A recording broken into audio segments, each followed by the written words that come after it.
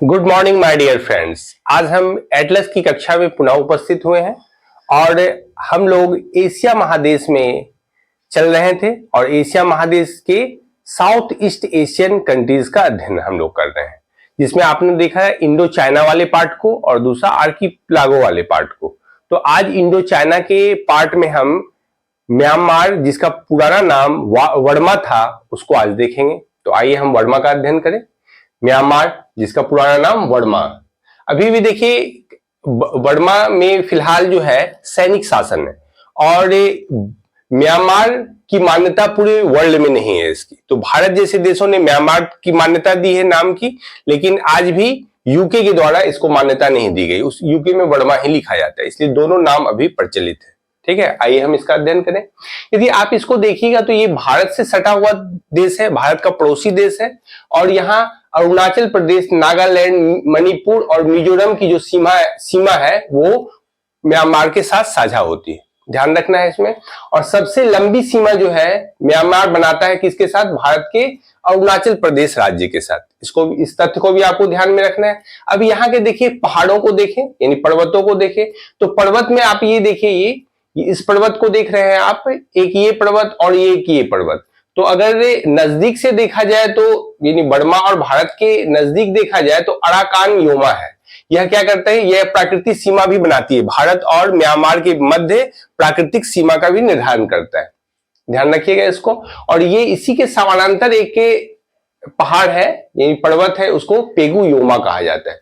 तो एक ये माउंटेन पेगु योमा और दूसरा आपको अराकान योमा, ये दो ध्यान रखना है। और यहाँ पठार जो है, इस क्षेत्र में जो पठार पाए जाते हैं उसका नाम है सान का पठार और यह टंगस्टन के उत्पादन के लिए प्रसिद्ध है। और टंगस्टन का एक प्रमुख अयस्क है वाल्फेरॉन, या वाल्फॉर्म भी लिखा जाता है, वाल्फ्रेमाइट। टंगस्टन का यह अयस्क है, ध्यान रखिएगा। और ये इसका प्रमुख उत्पादक वर्मा है।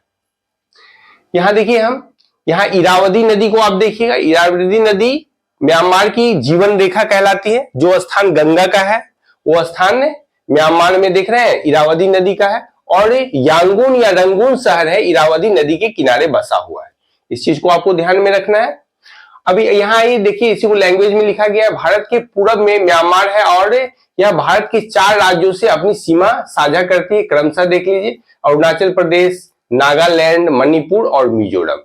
भारत और म्यांमार की प्राकृतिक सीमा को अराकान योमा के नाम से जाना जाता है। म्यांमार का दूसरा समानांतर पर्वत पेगु योमा है।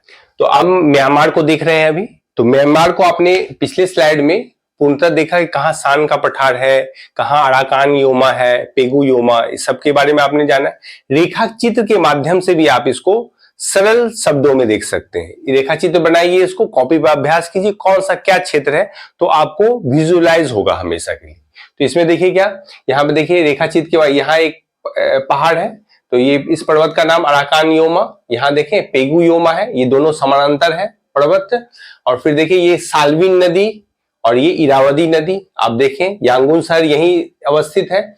और भारत के जो निकटवर्ती राज्य हैं अरुणाचल प्रदेश, नागालैंड और मणिपुर और मिजोरम, जो म्यांमार से अपनी सीमा साझा करते हैं, उसको भी आपने यहाँ देखा। एक और तथ्य जानिए, म्यांमार की प्रमुख जनजाति करेन है। ठीक है, ध्यान रखना है, करेन यहाँ की प्रमुख जनजाति है। अच्छा, आप एक देखे थे सऊदी अरबिया की भी जनजाति के बदुइन है।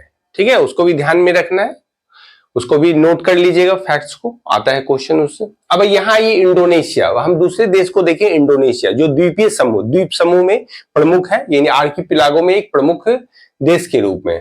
तो यहाँ पे देखिए एक चीज है, 0 डिग्री अक्षांश यानी विषुवतीय रेखा से यदि अगर देखा जाए तो विषुवतीय रेखा पर कुछ उसके द्वीप है। ऐसे तो देखा जाए इंडोनेशिया के 13,000 से ज्यादा द्वीप है उनके पास, लेकिन जो प्रमुख द्वीप है जिस पर व्यक्ति निवास करते हैं और जो आबादी के लिए हिसाब से प्रमुख द्वीप है, तो उसका हम अध्ययन करेंगे, जिसमें सुमात्रा है, जावा है, बाली है, लिम्बोक है, तिमोर है, बोर्नियो है, सुलावेसी है, फिर रानी जावा है, मलुका है। ये सब आप देखिएगा, सबको एटलस पर आपको देखना है। तो यहाँ पर आइए हम देखते हैं, इसके द्वीप समूह को 2 भागों में बांटते हैं। इंडोनेशिया के जो द्वीप हैं उनको 2 भाग में बांट के अध्ययन करते हैं प्रमुख द्वीपों का।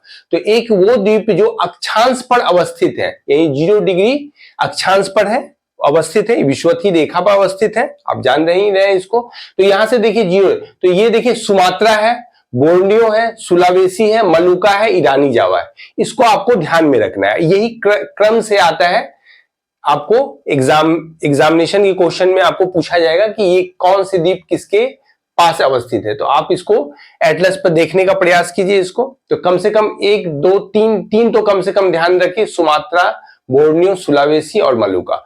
एक 0 डिग्री, दूसरा वे समूह है जो 0 डिग्री अक्षांश के दक्षिण में अवस्थित है वैसे द्वीप। तो यहां देखिए जावा है, बाली है, लिम्बोक है और तिमोर है, इसको लिख दिया गया है। कम से कम 3 दोनों में याद रखने की चेष्टा करें, ठीक है। यहां देखिए इसको लैंग्वेज में लिखें, इंडोनेशिया कुल 13,000 द्वीपों से मिलकर बना है।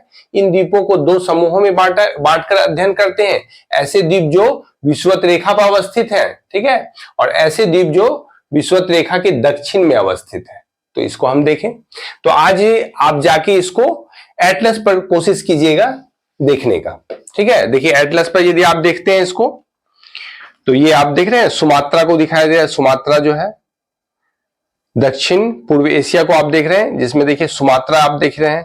फिर यहां आप देखिए बोर्नियो द्वीप को देखा गया, यहां सुलावेसी को देख रहे हैं आप। सुलावेसी नाम में थोड़ा सा हेरफेर रहेगा, सेलेबीज लिखा हुआ है इसमें, सागर के नजदीक है वो। तो सुलावेसी प्रायद्वीप ये पूरा है। यहाँ देखिए मलुका है, सबको आपको देखना है, ठीक है। कोशिश कीजिए इसको देखने का। तो एटलस पर आप देख के आइएगा। तो फिर इंडोनेशिया के बारे में कुछ और तथ्य है जो महत्वपूर्ण है, जो प्रतियोगिता परीक्षा में बार बार पूछी जाती है, उसको हम देखेंगे। तो आज के लिए इतना ही, फिर हम कल मिलते हैं आपसे। तब तक के लिए आप इसका खूब अभ्यास कीजिए और अधिक से अधिक लोगों तक इसको पहुंचाइए, सब्सक्राइब कीजिए और करवाइए लोगों को। धन्यवाद।